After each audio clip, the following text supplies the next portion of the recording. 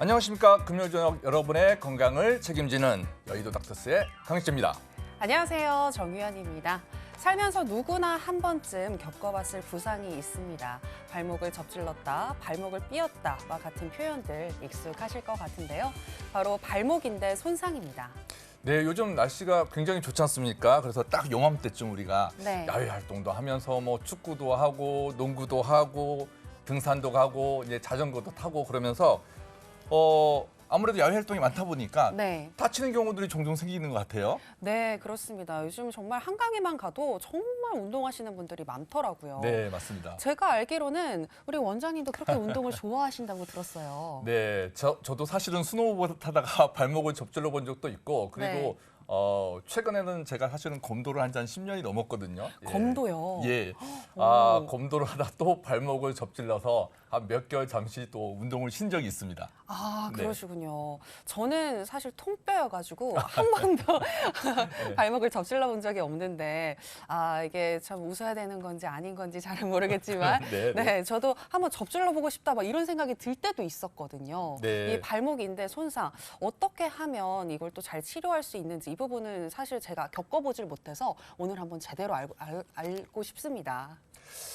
자, 이게 내 주변에 보면요. 네. 유독 이 발목이 껄핏하면지 삐시는 분들이 있어요. 네. 근데 또 그런 분들이 습관적으로 또 발목이 삐면서 난 괜찮아, 뭐 좀 삔 거야. 이 정도만 하고 난 괜찮아 이렇게 하시는 분들이 꽤 많거든요. 네. 오늘 그런 분들 아주 좋은 정보를 저희가 제공해 줄 수 있을 것 같습니다. 자, 그럼 여의도 닥터스 힘차게 시작해 볼까요? 오늘 도움 말씀 주실 분 정태석 원장님 화면으로 먼저 만나보도록 하겠습니다.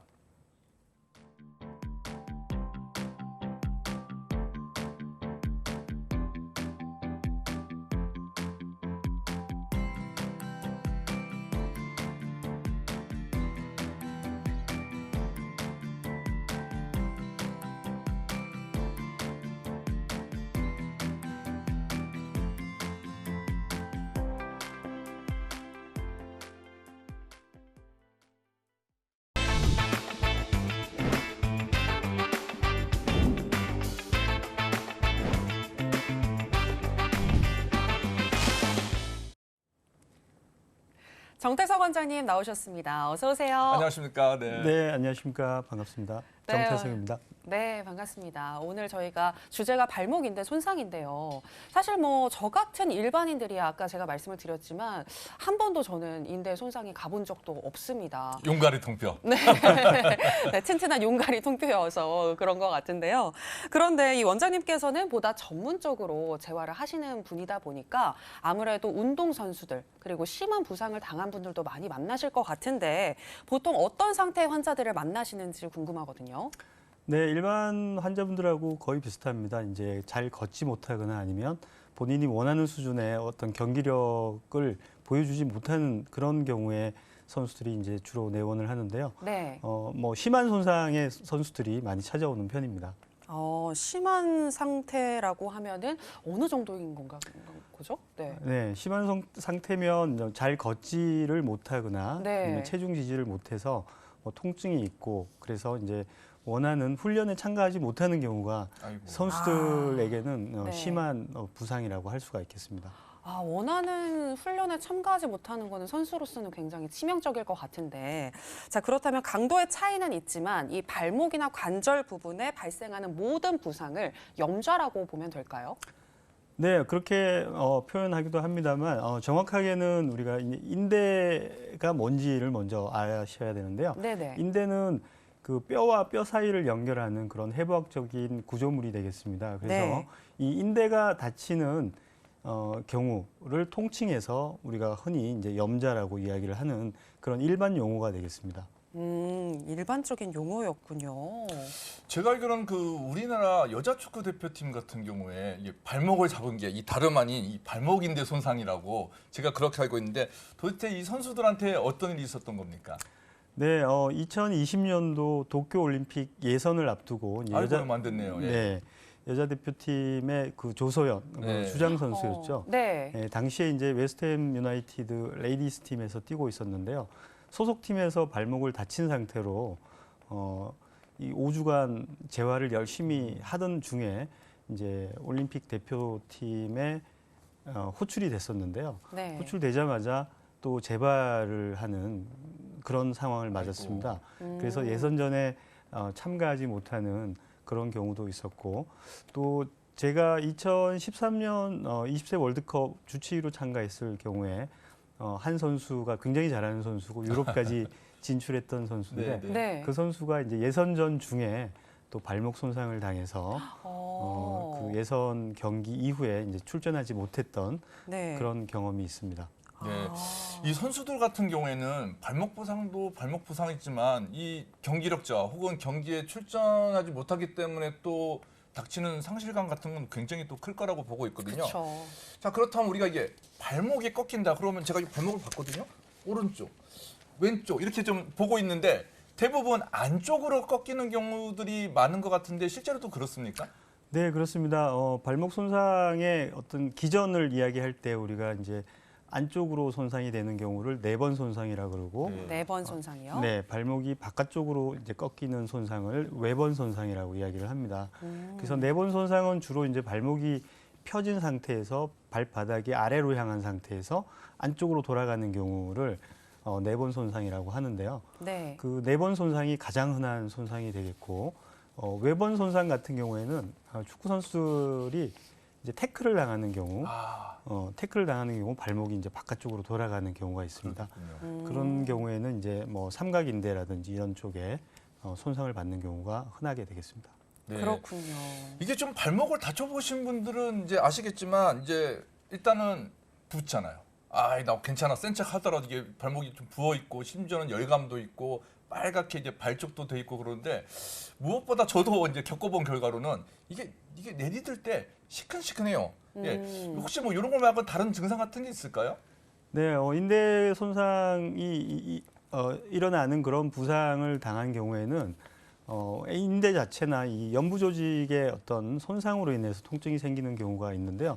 그런 경우가 이제 시큰거리거나 이제 직접적인 통증이 있는 경우가 있고, 네. 또 한 경우는 이제 인대가 다치면서 그 관절막이 손상이 되는 경우가 있습니다. 그런 경우에는 이제 혈액이 그 출혈이 관절 내로 일어나는 경우가 있습니다. 그런 경우에는 관절 안에 피가 차는 혈관절증이 생기는 경우가 있는데요. 혈관절증이요. 네. 네. 그런 경우가 생기면 이제 관절 안에 압력이 높아지고 게다가 이제 체중을 싣게 되면 걷는 동작을 하게 되면 그 압력 때문에 생기는 통증이 굉장히 이제 심하게 되는 이게 것이죠. 뼈가 부러지지 않아도 아픈 거군요. 그래서. 네, 그렇습니다. 어. 뼈가 부러지지 않아도 걷지를 못하는 경우들이 많은데 그런 네. 경우들이 대부분 이제 혈관절증이 있는 경우가 흔합니다. 아, 그렇군요.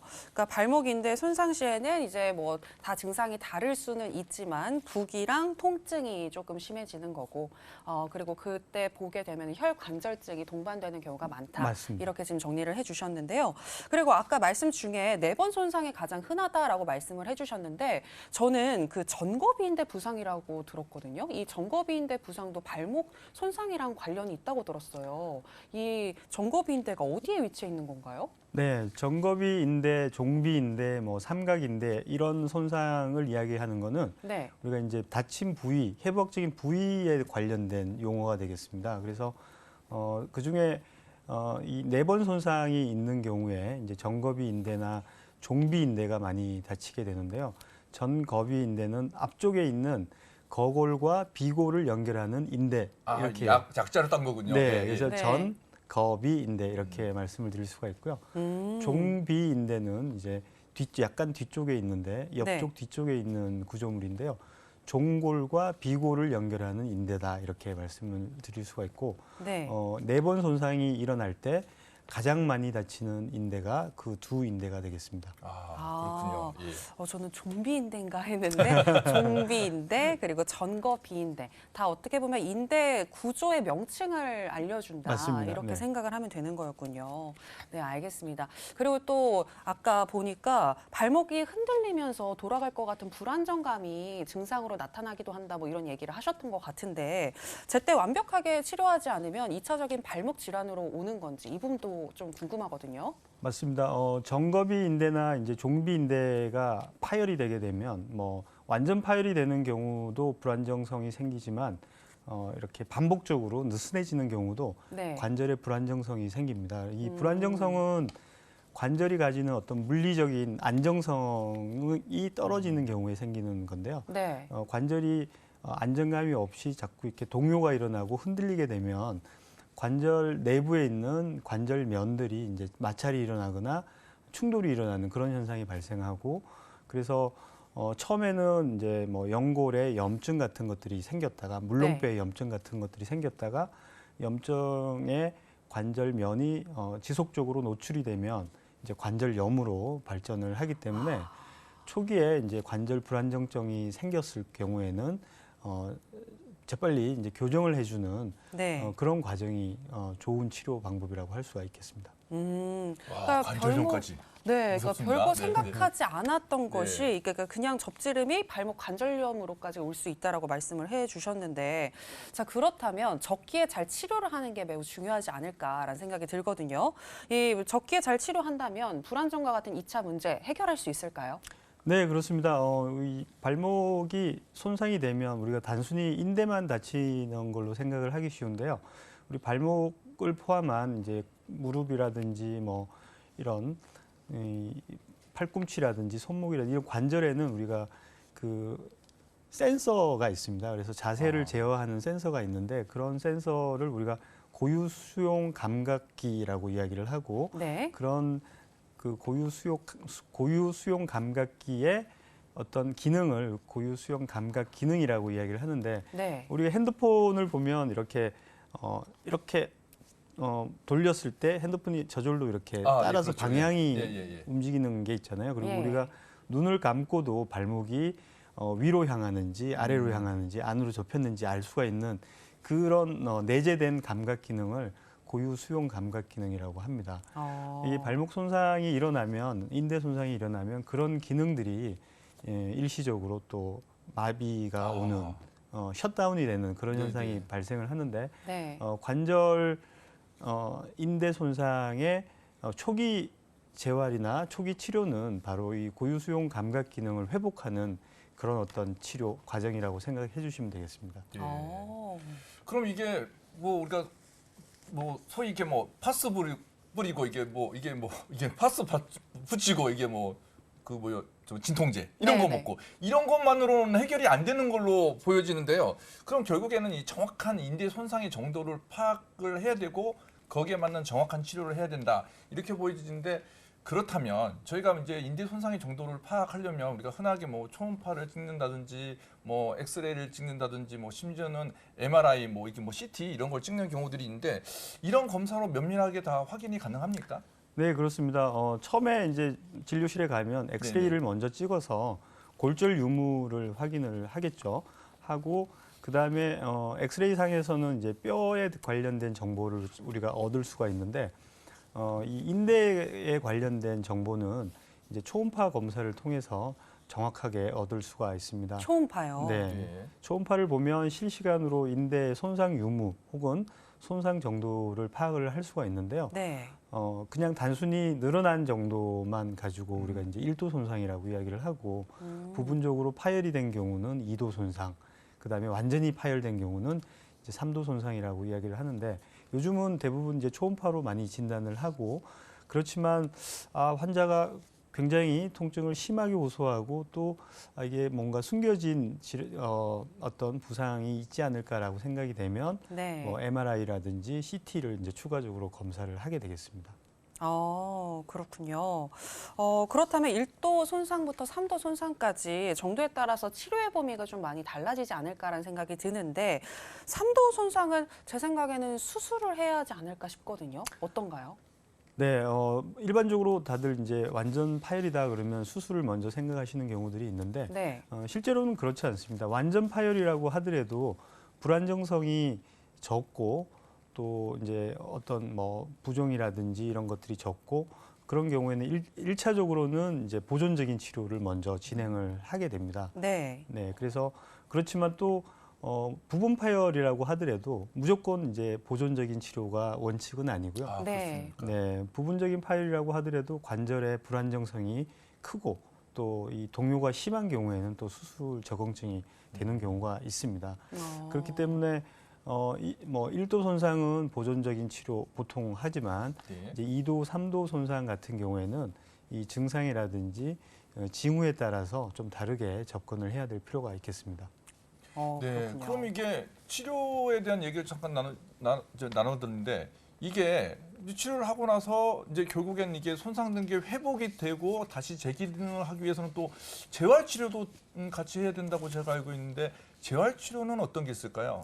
네, 뭐 재활은 사실 치료 전 범위를 이제 포괄하는 아주 포괄적인 개념이라고 할 수가 있는데요. 네. 초기에 뭐 주사 치료라든지 다른 어떤 물리 치료 이런 것들은 이제 통증이라든지 부종 이런 것들을 좀 감소시키는 역할도 하고 또 주변에 있는 인대 주변에 있는 조직들을 좀 재생을 시켜서 빨리 회복을 시키는 그런 과정을 돕기도 하는데 결국에는 선수든 일반인이든 자기가 원하는 기능을 회복해야 우리가 이제 손상에서 완전히 회복을 했다, 나았다 그쵸. 이런 표현을 쓰는 거죠. 네. 그래서 그 기능을 회복하는 일련의 모든 과정을 다 이제 재활이라고 생각을 하시면 되겠습니다.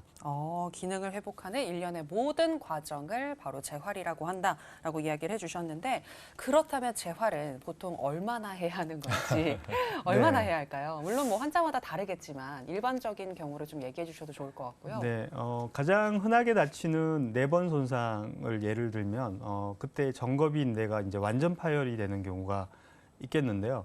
그런 경우가 가장 심한 손상인데 완전 파열이 된 경우에는 저희가 이제 운동 선수들 같은 경우에는 좀 집중적으로 재활을 하는 경우에는 한 6주 정도면 네. 선수들이 운동장에서 경기에 참여할 정도로 아, 그 이제, 정도입니까? 완전 와. 파열이었는데도요? 네, 그 정도로 오. 이제 재활 복귀를 시키고요. 오. 일반 환자분들 같은 경우에 좀 덜 집중적으로 한다라고 하면 주 한 2회 정도 재활하는 걸 저희가 권장을 해드리는데요. 네. 그 정도 되시면 이제 한 6주 후에 일상생활로 복귀를 하는 경우가 많고, 그다음에 부분 파열인 경우에는 초기에 이런 부종이라든지 뭐 혈관절증 이런 부분만 잘 케어를 해주시면 뭐 2주 이내에도 일상생활 복귀는 얼마든지 가능한 수준으로 그렇게 치료를 해드리고 있습니다. 그렇군요. 네, 그러면 이 재활 운동, 뭐 혼자 할 수 있는 재활 운동 이런 거 좀 간단히 소개해 주실 만한 게 있을까요? 아, 네. 화면으로 보시면 그 이제 뭐 수건 끌기라든지 아니면 밴드 운동 이런 것들이 있는데요. 이런 것들이 처음에 할 수 있는 그런 조기 운동이 되겠습니다. 그래서 저렇게 이제 수건 끌기 같은 경우에는 발가락이나 발에 있는 내재 근육으로 이제 힘을 줘가면서 서서히 이제 기능을 회복하는 그런 과정이라고 할 수가 있는데요. 저 단계를 이제 지나게 되면 밴드를 가지고 발목의 전 관절 가동 범위를 이제 운동을 시키게 되는 것이죠. 저 밴드 운동이라든지 뭐 이렇게 수건 끌기 같은 운동은 아주 기초적인 그런 발목 주변 근육의 근력 운동이라고 할 수가 있겠습니다. 저거는 제가 봐도 이렇게 하면서 쉴것 인대가 같아요. 좀 네, 네, 쉬우면서도 인대가 회복되는 데 굉장히 도움이 되지 않을까라는 생각이 드네요. 네, 맞습니다. 자, 오늘 들어보니까 정말로 발목 부상은 언제, 누가, 어디서 무슨 일이 닥칠지 모를 만큼 쉽게 일어나는 그런 부상으로 제가 보여지고 있는데 그렇다면 이 피할 수 없다면 요거에 대한 또 대응책을 마련하는 게 또 현명할 것 그쵸. 같아요. 예. 네. 아까도 얘기했지만 별거 아니야 이렇게 방치했다가는 이제 만성인 이제 관절염까지 이제 진행될 수 있기 때문에 명심하셨으면 좀 좋겠습니다. 네, 예. 그렇습니다. 재활이 정말 중요하다 이렇게 보여지는 것 같습니다. 자, 정태성 원장님, 저는 궁금한 게 사심을 좀 담아서 한번 더 물어보고 싶은 게 있습니다. 네. 제가 발목 얘기가 나와서 그러는데 아까 제가 검도하다가 발목을 살짝 다쳤다고 얘기를 했잖아요. 네. 근데 이게 발목만 그런 게 아니고 이 발목이 좀 괜찮다가 또 무릎도 시큰거리는 경우가 있습니다. 요거는 발목하고 혹시 연관이 있습니까? 네, 연관이 있습니다. 이 발목 손상을 받게 되면 이제 체중 지지가 네. 다른 어떤 곳으로 이제 보상이 일어나게 되고 아, 그렇군요. 그 네. 보상 과정 중에서 우리가 어떤 보행 패턴이라든지 아니면 일상적인 뭐 조깅을 하시는 분들이라면 이제 조깅 패턴에서 이 러닝 이 메커니즘이 좀 깨지게 되면 그런 어떤 다른 부위, 평소에 괜찮았던 부위들이 아프게 되는 그런 어떤 악순환이 생기게 되는 것이죠. 예, 그러면은 제가 운동을 발을 많이 쓰는 운동을 하다 보니까 그런 경우가 많은데 저는 사실은 이제 나이가 먹어서 무릎이 이렇게 생각한 적도 있었거든요. 네. 그러면은 아까 그 발목에 부상이 당하면 이거를 좀 피하기 위해서 다른 쪽으로 이제 지지를 얻기 위해서 무릎으로 이렇게 올라간다고 지금 말씀을 드렸잖아요. 혹시 이게 또 뭐 허리 이쪽으로도 쭉 올라갈 수 있습니까? 네, 맞습니다. 이제 발목이 체중을 지지하는 가장 밑단에 있는 그런 큰 관절이기 때문에 그 관절이 통증이 있고 또 불안정성이 있어서 어떤 보행 패턴이라든지 러닝 패턴이 좀 달라지게 되면 네. 당연히 그 윗단에 있는 뭐 무릎이라든지 고관절 그다음에 허리 쪽에까지도 이제 무리가 가게 되는 것이죠. 네, 시청자 여러분, 발목 그냥 넘어갔다가 무릎 고관절까지 올라온다는 거 다시 한번 명심하시기 바랍니다. 네, 발목이 조금 고통스럽고 아프시다면 꼭 병원을 찾으셔서 원인이 무엇인지 이 부분 한번 알아보시는 게 좋을 것 같습니다. 자, 그러면 끝으로요. 정태석 원장님 마지막으로 우리 시청자 여러분들께 당부의 말씀 부탁드릴게요. 발목으로 고생하시는 분들께 한마디 부탁드릴게요. 네, 이 발목은 우리 스포츠계에서는 뭐 잊을만 하면 찾아오는 그런 어떤 부상으로 생각이 됩니다. 그래서 어떤 선수, 뭐 이 좋은 훌륭한 선수, 뭐 이렇게 뛰어난 선수 이런 선수들을 막론하고 누구나 다 한 번씩 겪을 수밖에 없는 그런 어떤 부상이라고 할 수 있는데요. 우리 일반인들도 굉장히 많은 상황에서 발목 부상이 노출이 될 수가 있기 때문에 가볍게 여기지 마시고 작은 부상이라도 내원하셔서 진료를 받으시고 적절하게 처방을 받는 게 굉장히 중요하다 이렇게 말씀을 드리고 싶습니다. 네, 알겠습니다. 발목 인대 손상, 작은 부상이라고 생각하지 마시고요. 꼭 병원 찾으셔서 원인도 알아보시고 조기에 치료하는 거 매우 중요하다고 하니까 꼭 이 부분 기억하시기 바라겠습니다. 자, 그럼 이렇게 정태석 원장님과 이야기를 나눠봤는데요. 오늘 좋은 말씀 고맙습니다. 네, 감사합니다. 감사합니다. 네.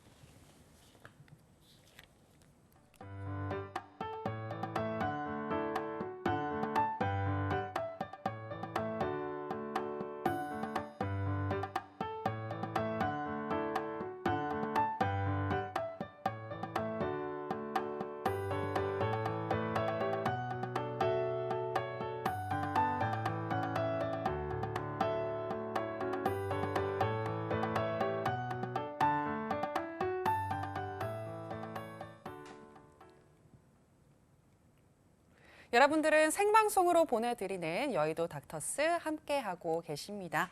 자, 저희는 이제 두 번째 건강 이야기로 들어가 봐야 될 것 같은데요. 어느 날 갑자기 가슴 두근거림을 경험하시는 분들이 있다고 합니다. 이게 그냥 뭐 별거 아니야라고 생각하실 수도 있지만 부정맥 때문일 수도 있다고 하던데요. 네, 저도 지금 심장이 두근두근하거든요. 떨리는 거 설마 아니시고요? 부정맥은 설마 아니겠죠? 예. 네네. 자, 그렇습니다. 우리나라 인구 1%, 그러니까 100명 중에 한 명이면 적지 않은 수라고 저는 보여지고 네. 있는데요.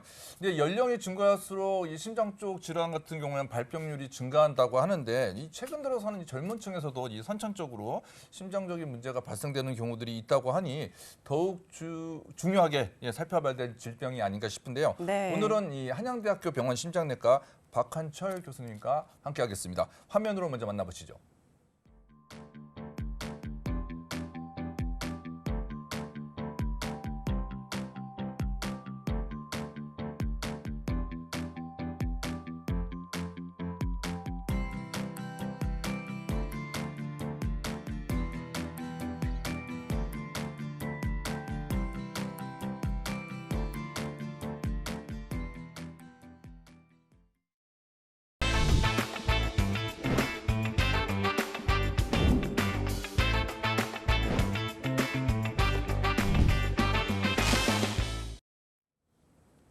박한철 교수님 나오셨습니다. 안녕하세요. 자, 안녕하세요. 네, 어서 박한철입니다. 오십시오. 네, 오늘의 주제가 바로 부정맥인데요. 이 부정맥이라는 게 맥박이 고르지 않다라는 뜻이잖아요. 그렇다면 이 심장이 정상적으로 뛰지 않는 병이다라고 생각을 할 수 있을 것 같은데 정상적인 심장하고 정상적이지 않은 심장 어떻게 구분하면 되는 걸까요? 네, 우리 심장은 수축과 이완을 반복하면서 우리 온몸에 혈액을 공급하는 기능을 갖고 있습니다. 한데 이런 정상적인 그 심장 체계에 만들어주는 그런 전달 체계에 이상이 있어서 네. 필요할 때 빨리 심장을 뛰지 못하게 하는 섬유성 부정맥 그리고 또 이렇게 필요하지 않을 때, 그러니까는 즉 운동하거나 그럴 때 그렇지 않고 안정시에 심장이 빨리 뛰게 되는 그런 빈맥성 부정맥이 있으면은 우리가 부정맥으로 이렇게 하고 있고요. 그다음에 또한 이런 일정한 리듬을 통해서 이렇게 심장이 뛰지 않고 불규칙한 뭐 이소성 맥을 가져오는 경우에도 우리가 부정맥이라고 할 수 있습니다. 그렇군요. 네, 이게 저도 찾아봤더니 부정맥의 정자가 발할 정자가 아니고 네. 예, 이 가지런할 정리정돈할 때 가지런할 정자거든요. 그래서 그렇군요. 이거를 좀 풀이를 해보면 결국 네. 맥박이 뭐 느리거나 빠르거나 불규칙적이거나 아니면은 이제 일정한 속도와 리듬을 갖추지 못한 상태를 보고 이제 부정맥이다 이렇게 좀 말할 수 있을 것 같은데요. 네. 자, 이번 시간에는 우리 박관철 교수님께서 부정맥 중에서도 2가지 정도에 대해서도 집중적으로 한번 알아보시자고 하셨거든요. 네. 자, 먼저 맥박이 정상보다 좀 빨라지는 빈맥. 자, 이 빈맥의 원인은 어떤 게 있을까요? 네, 빈맥이란 거는 분당 100회 이상의 빨리 뛰는 맥을 빈맥이라 하고 있고요. 빈맥은 우리가 정상적인 체내 반응으로도 나타날 수 있습니다. 즉 정상적으로는 빈혈이 있거나 갑상선 기능 항진증이 있거나 아니면 열성 질환이 있어서 대사 때문에 빨리 뛰는 경우는 정상적인 빈맥을 할 수 있겠고요. 그렇지 않고 전에 말씀드린 것처럼 정상적인 전달 체계가 완전히 깨져서 생기는 경우가 이제 우리가 병이라 인식하는 부정맥이라 할 수 있겠습니다. 그 2가지에는 상심실성 빈맥과 심실성 빈맥 이렇게 2가지로 나눌 수 있습니다. 상심실성 빈맥은 말 그대로 심실류에서 발생하는 부정맥을 상심실성 빈맥이라고 하고 있고요. 심실성 빈맥은 심실에서 기원하는 부정맥을 심실성 빈맥으로 이렇게 2가지로 분류를 하고 있고 대개 상심실성 빈맥보다는 심실성 빈맥이 급사 위험성도 증가시킨다고 돼 있어서 심실성 빈맥을 주의 깊게 우리가 보고 있습니다. 네, 그렇군요. 그러니까 빠른 맥박을 바로 빈맥이라고 하는데 이 빈맥의 분류를 보게 되면 상심실성하고 심실성 빈맥 이렇게 나눌 수가 있고 상심실성보다는 심실성이 조금 더 위험하다라고 정리를 해주셨는데요. 자, 그런데 상심실성 빈맥 환자가 1000명당 2~3명꼴로 지금 발생을 하고 있다고 하거든요. 제 생각에서 1000명당 2~3명꼴이면 그래도 좀 많은 편이 아닌가라는 생각이 드는데 이 정도면 흔하게 발생되는 거 아닌가요? 네, 뭐 산술적으로 계산하면은 0.2에서 0.3% 포인트니까 뭐 흔하지 않다라고 말하기는 힘들겠죠. 네. 흔하죠. 네, 그렇죠. 흔하라고 볼 이게 수 있습니다. 제가 될 수도 있으니까요. 그렇죠. 네, 그렇죠. 1000명 중에 2~3명이면 그리고 또 뭐 WPW 증후군을 앓고 있는 환자도 있다고 하던데 네.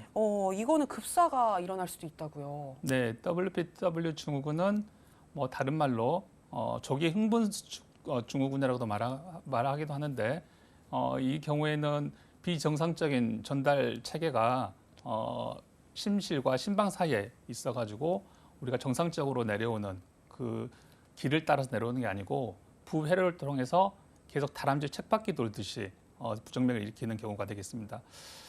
이런 경우에 한 1000명당 1명꼴로 급사의 가능성이 있기 때문에 이런 경우도 주의 깊게 봐야 될 부정맥 중에 하나가 되겠죠. 네. 이 상심실성 빈맥 같은 경우에 우리 뭐 성인병이라고 얘기하는 이 고혈압이나 당뇨가 없는 이 젊은 환자분들에서도 이제 선천적으로 이제 발생한다고 제가 알고 있는데요. 그럼 이제 시청자분들한테 이게 어떤 건지 실제 환자 케이스를 보면서 설명 한번 부탁드리겠습니다. 네. 제 환자에 내원했던 2010년도에 내원했던 환자로 기억되는데요. 여성 39세 환자였습니다. 이 환자분은 주로 이제 흉통과 두근거림 증상으로 내원했었고요. 보통 대개 흉통을 호소하시게 되면 다른 심장 질환인 협심증을 의심할 수 있겠죠. 그래서 협심증의 진단 검사법인 심혈관 조영술을 시행을 했었고요. 네. 검사 결과에서는 뭐 협심증과 연관되는 동맥경화성 병변은 관찰되지 않았습니다.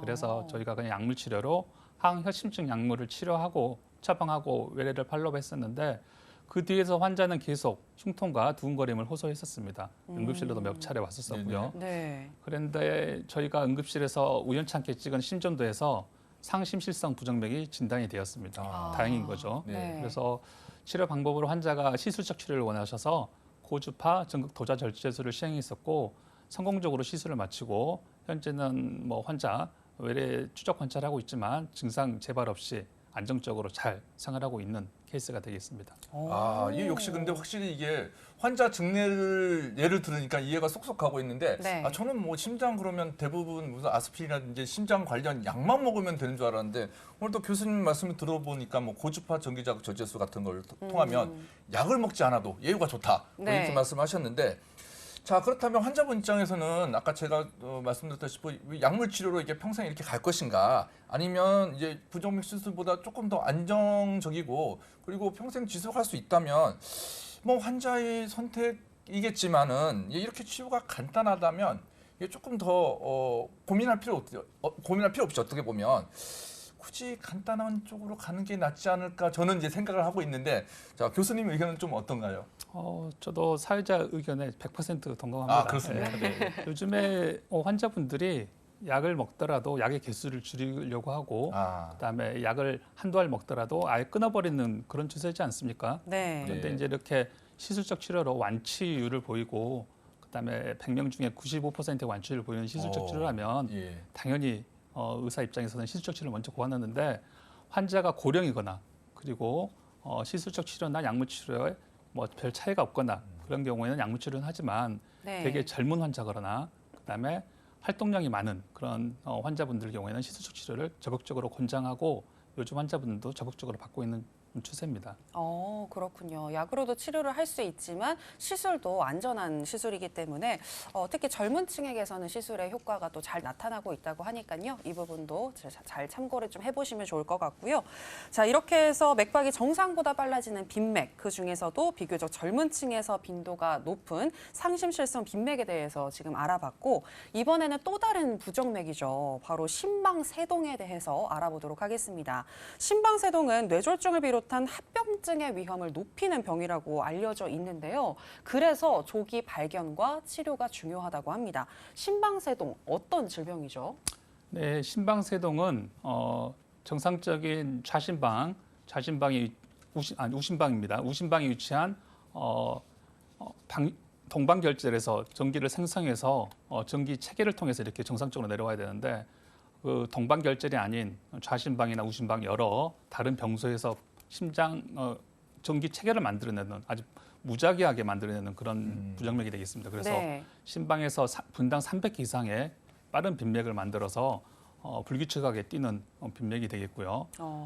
전 60세 이상의 인구에서 한 1% 유병률을 가지고 있는 질환으로 부정맥성 질환에서 가장 흔한 질환이라고 흔한 질환 알려져 있습니다. 예. 그리고 이런 심방세동이 있는 환자들은 이게 만성화되면 네. 호흡곤란을 유발시킬 수 있는 심부전증 그리고 사망률은 다른 일반인보다 5배 그리고 아이고. 우리가 또 중요하게 보는 뇌졸중 그런 질환도 5배 위험률을 가지고 있고요.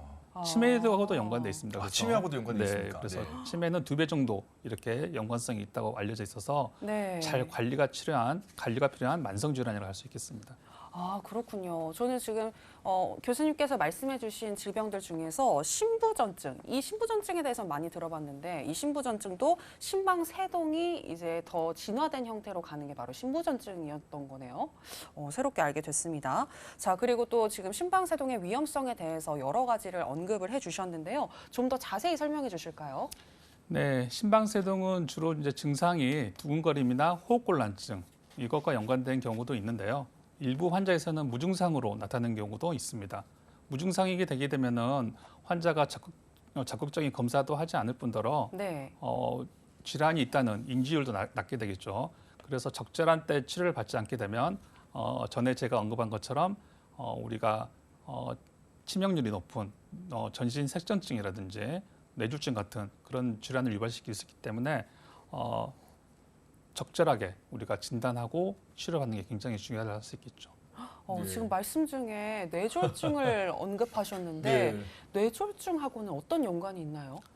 네, 그 심장 아까 제가 전에 말씀드린 것처럼 우심방에서 동방결절에서 정상적으로 심장 전달 체계를 만들어야 되는데 심방세동 같은 경우에는 여러 군데 우심방이나 좌심방에 여러 불규칙한 병소에서 전기를 생성해내서 무작위로 이렇게 심장을 뛰게 만들기 때문에 네. 좌심방의 기능이 떨어지게 됩니다. 그래서 시간이 가게 되면 좌심방의 섬유화 그리고 염증화 그런 게 진행돼서 좌심방의 기능이 떨어지게 되면 좌심방에 붙어 있는 좌이계라는 구조물이 있습니다. 네. 그 좌이계에 혈전이 생기게 되고요. 그 혈전이 우연찮게 떨어져 나가게 된다면 전신적인 혈관에 폐색을 일으킬 수가 있겠죠. 그래서 머리 쪽으로 가게 되면 뇌졸중, 그리고 콩팥 혈관으로 가게 되면 네. 콩팥 경색증, 그리고 우리가 중요시하게 우리가 판단해야 될 심장 혈관에 가게 되면 심근경색증, 이런 중요한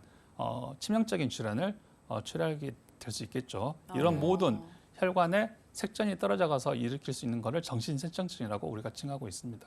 아, 이거 설명드리니까 무섭네요. 결국 이 혈전이 어디로 가느냐에 따라서 뭐 뇌로 가면 뭐 뇌졸중이 생길 수도 있고 심장으로 가면 뭐 심부전이라든지 뭐 심근경색 이런 게 생길 수도 있고 아, 정말 위험한 것 같습니다. 네.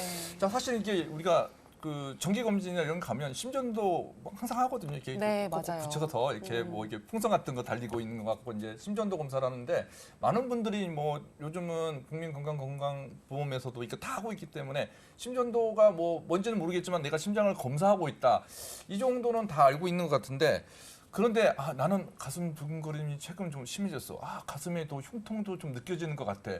아, 심전도에 잘 나올까 이런 걱정하시는 분도 사실은 많은 것 같습니다. 그렇다면 이런 부정맥을 확인하는 또 다른 방법들은 어떤 게 있을까요? 사회자분께서 말씀하신 심전도가 가장 대표적인 검사가 되겠죠. 그게 제일 좋습니까? 예, 가장 싸고 가장 쉽게 할 수 있는 검사법으로 알려져 있는 검사법이기 때문에 네. 가장 우리가 부정맥을 진단하는 검사법 가장 우리가 흔하게 할 수 있고요. 네. 하지만 심전도는 10초 정도 시간을 가지고 심장의 리듬을 체크하는 거기 때문에 발작적으로 생기는 부정맥 경우에는 그런 진단율이 높지 않겠죠. 아, 그러니까 딱 그때 안정적이었다가 이제 병이 나타날 때 체크를 해야 되는데 그걸 못한다는 이 말씀이시죠? 맞습니다. 네. 예. 그래서 이제 그런 단점을 보완하기 위해서 우리가 홀터 검사법이라고 시행하게 됐는데 홀터 검사법은 우리 가슴에 네. 여러 몇 가지 유도를 붙여서 그걸 갖다 일상생활하면서 심전도를 기록하고 분석해서 부정맥을 진단하는 방법이 되겠죠. 짧게는 하루, 그리고 길게는 일주일 동안 심장 리듬을 기록할 수 있기 때문에 확실히 단순 심전도보다는 확실하게 부정맥을 진단하는 확률이 높다고 할 수 있겠습니다. 그렇군요. 간단하게는 심전도 검사, 그리고 조금 더 구체적으로 장시간 알아보려고 한다면 홀터 홀터 검사법이 검사법. 있다. 네. 이렇게 정리를 해주셨는데 혹시 또 다른 검사 방법은 없을까요?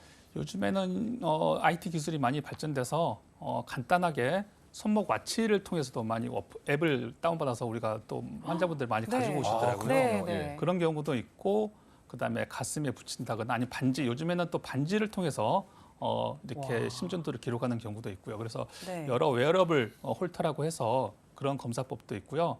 마지막으로 그런 검사법으로도 진단되지 않는 경우에는 우리가 환자를 입원시켜서 정기 생리학 검사를 하게 됩니다. 그래서 정기 생리학 검사는 환자한테 침수적인 검사가 되겠지만 우리가 전국적으로 부정맥을 찾고 시술하기 위해서는 마지막으로 우리가 해볼 수 있는 검사법이 되겠습니다.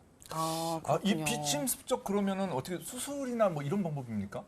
맞습니다. 우리가 비침습적이란 거는 네. 환자 혈관을 위해를 주지 않고 환자한테 해를 주지 않는 검사법을 비침습적이라 하지 않습니까? 네. 그런데 우리가 정기 생리학 검사는 동맥이나 정맥을 이용해서 하는 검사법이기 때문에 네. 침수적 검사법이라고 분류를 하고 있고요. 어. 하지만 진단율이나 그다음에 바로 그 자리에서 진단되게 되면 시술도 가능하기 때문에 시술적 치료로도 많이 이용을 하고 있는 검사법이 되겠습니다. 아, 그렇군요. 네. 그렇군요. 자, 그러면 이렇게 해서 만약에 심방세동을 진단받았다면 치료가 또 중요할 것 같습니다. 어떤 치료법이 있을까요?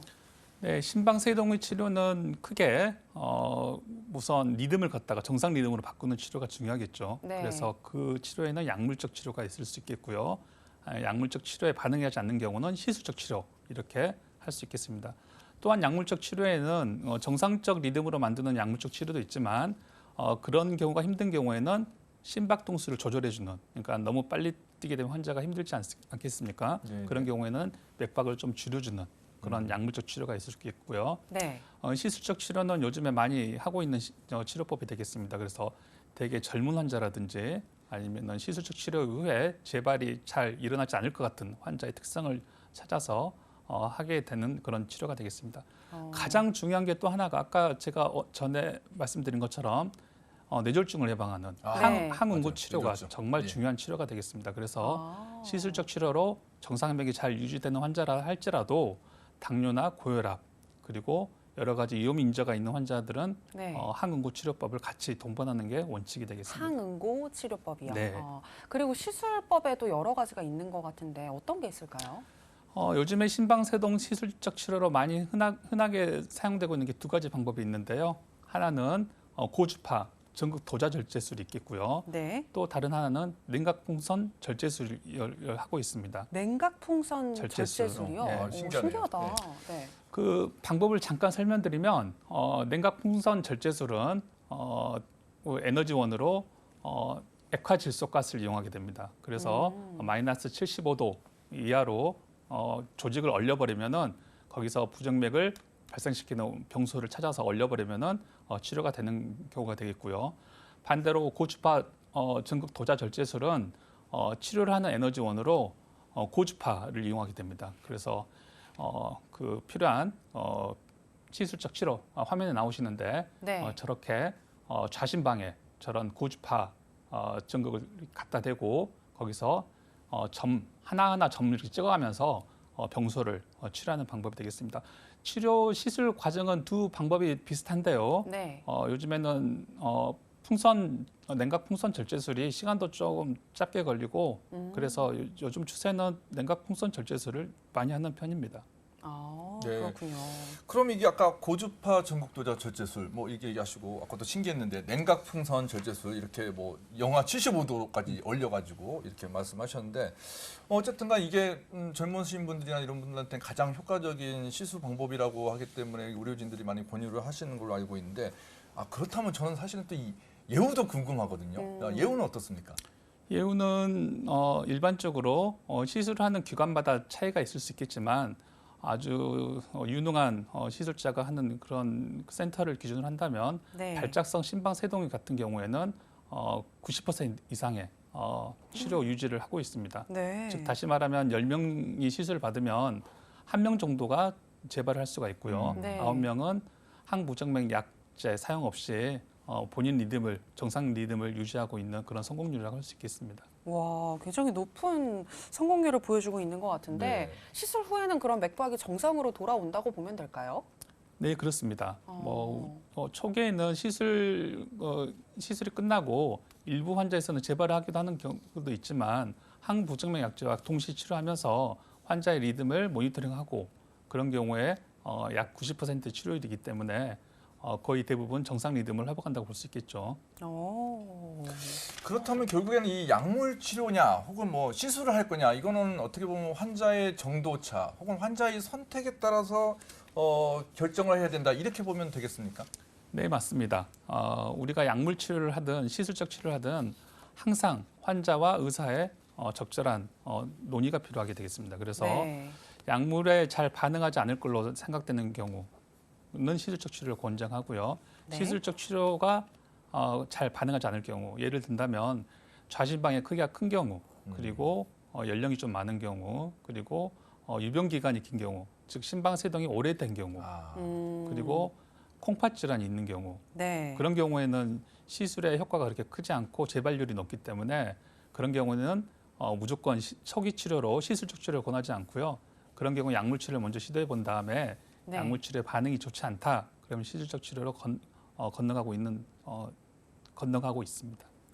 이 부분은 기억해 두시면 좋을 것 같습니다. 연령이 네. 좀 높거나 심방세동 병을 좀 오래 앓으셨거나 그리고 콩팥 질환이 있으신 분들의 경우에는 시술적 치료를 하기 전에 먼저 약물적 치료를 시도해 보는 게 좋겠다라고 이야기를 해 주셨는데요.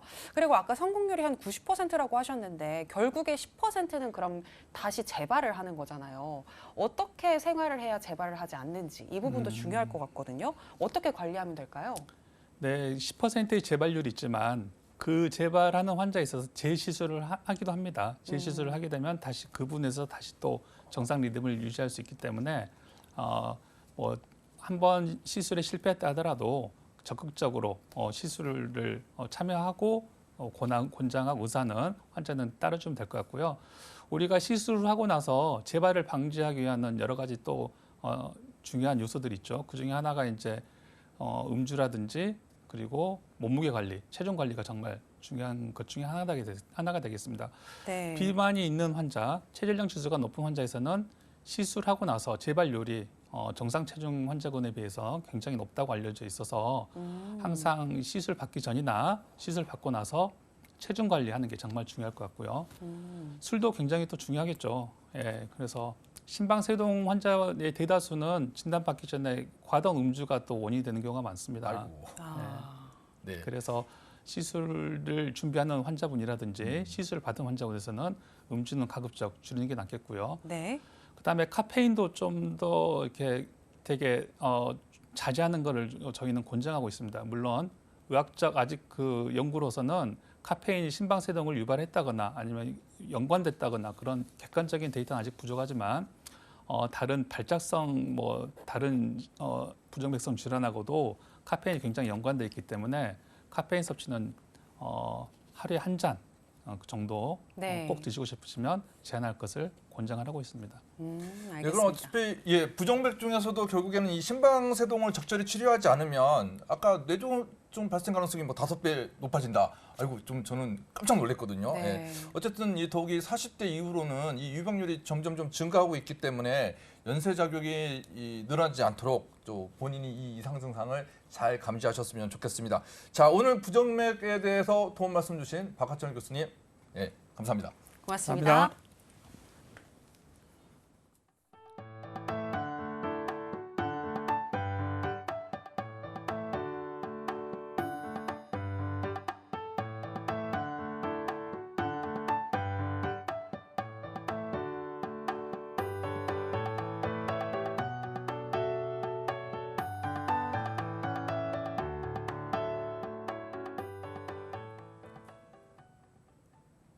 네, 오늘 여의도 닥터스에서는 요즘 같은 봄철에 자주 나타나고 있는 발목 인대 손상과 그리고 부정맥에 대해서 알아보는 시간을 한번 가졌는데요. 질병에 대한 예방뿐만이 아니라 질병이 일어났을 때 어떻게 치료를 해야 하는지 치료법까지 다 알 수 있었던 아주 알짜배기 좋은 시간이었던 것 같습니다. 네, 아쉽지만 오늘 저희 여의도 닥터스 오늘 준비한 소식은 여기까지입니다. 저희는 다음 이 시간 더 알찬 건강 정보로 찾아뵙도록 하겠습니다. 함께해 주신 시청자 여러분 감사합니다. 고맙습니다.